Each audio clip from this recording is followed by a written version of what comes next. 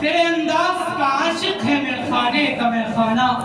تیرے انداز کا عاشق ہے میرے خانے کا میں خانہ، محبت سے بلاتا ہوں محبت سے چلے آنا۔ گائز پر جناب مولوی محمد زبیر چاذکری۔ السلام علیکم الحمد لله رب العالمين، والصلاة والسلام على سيد الأنبياء والمرسلين وعلى آله وصحبه أجمعين، أما بعد، فقد قال الله تبارك وتعالى في القرآن المجيد والفرقان الحميد: أعوذ بالله من الشيطان الرجيم، بسم الله الرحمن الرحيم، سبحان الذي أسرى بعبده ليلا من المسجد الحرام إلى المسجد الأقصى الذي باركنا حوله لنريه من آياتنا إنه هو السميع البصير، صدق الله العظيم۔ الہ الہ کے والد باقی نہیں تجھ میں، الہ الہ کے والد باقی نہیں تجھ میں، گفتار دل برانا کردار قاہرانہ، تیری نگاہ سے دل سینوں میں کانپتے تھے، تیری نگاہ سے دل سینوں میں کانپتے تھے، کھویا گیا ہے تیرا جذب قلندرانہ۔ حضرت صدر محترم، مہمانان مکرم اور رفقائے بزم، مسجد اقصی اور سرزمین فلسطین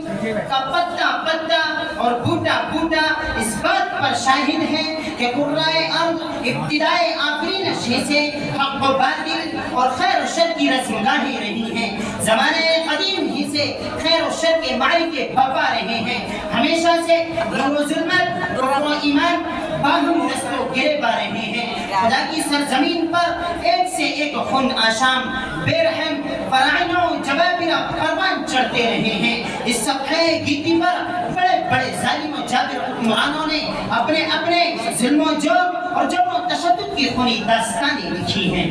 مسجد اقصی اور سرزمین فلسطین متعدد انبیاء کرام علیہم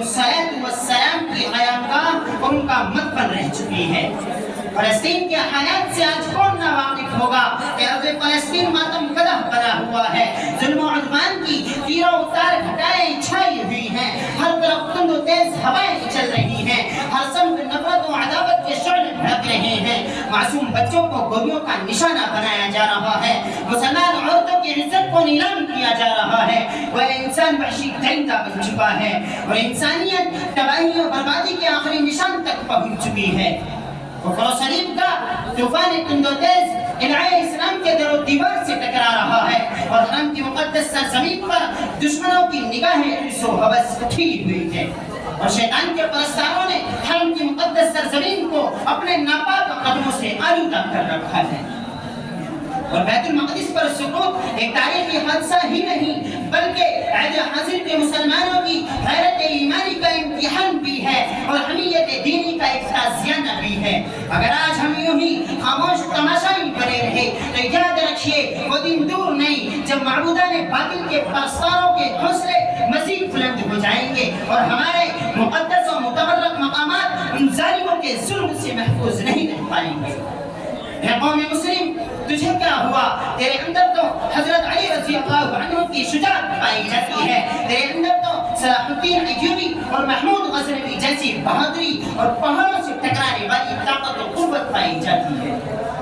تو اب خواب غفلت سے بیدار ہو جا اور اپنے کیے پر شرمسار ہو جا اور اپنے روٹھے ہوئے ماضی کو منا لے اور ظلم و ستم کے ہر شجرے بے خبر کو جڑ سے اکھاڑ دے۔ اشتوانستان عالم کہبارہ حضا کو ایک بار پھر سے اپنے عدل و انصاف، صداقت و دیانت اور امانت کی روح پر بہار سے آشنا کر دے۔ امت مسلمہ کے قیوم نوجوانوں ذرا آنکھیں کھولو اور اس تاریخ کو بھی پڑھتے چلو جب راجہ داہر کی قید سے نکلی ہوئی ایک غریب بیٹی کی آہ نے حجاج ابن یوسف کی آنکھوں سے آنسو بہا دیے تھے اور محمد ابن قاسم کے قلب کو بے چین کر دیا تھا اور بیت المقدس سے نکلی ہوئی صدا نے صلاح الدین ایوبی پر نیند کو حرام کر دیا تھا۔ جب تک صلاح الدین ایوبی نے بیت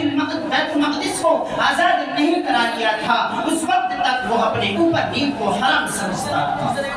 میرے عزیزوں، تم تو انقلابی امت ہو، تم نے ہر دور اپنے حالات کا رخ موڑا ہے. آج بھی تم فلسطین کے مستقبل کو امن و سکون، خوشحالی اور ترقی میں بدل سکتے ہو. اٹھو اور قرآن کو پکڑو اور سنت نبوی کا دامن مضبوطی سے تھامو اور اپنے اندر شجاعت عالی اور شان فاروق پیدا کرو. آج بھی تمہارا زوال عروج و اقتدار سے بدل جائے گا اور تمہارا مستقبل تم سے اسی کا مطالبہ کر رہا ہے کہ غافل نہ ہو خودی سے کر اپنی پاسبانی، غافل نہ ہو خودی سے کر اپنی پاسبانی، شاید کسی حرم کا تو بھی ہو آستانہ. واخر دعوانا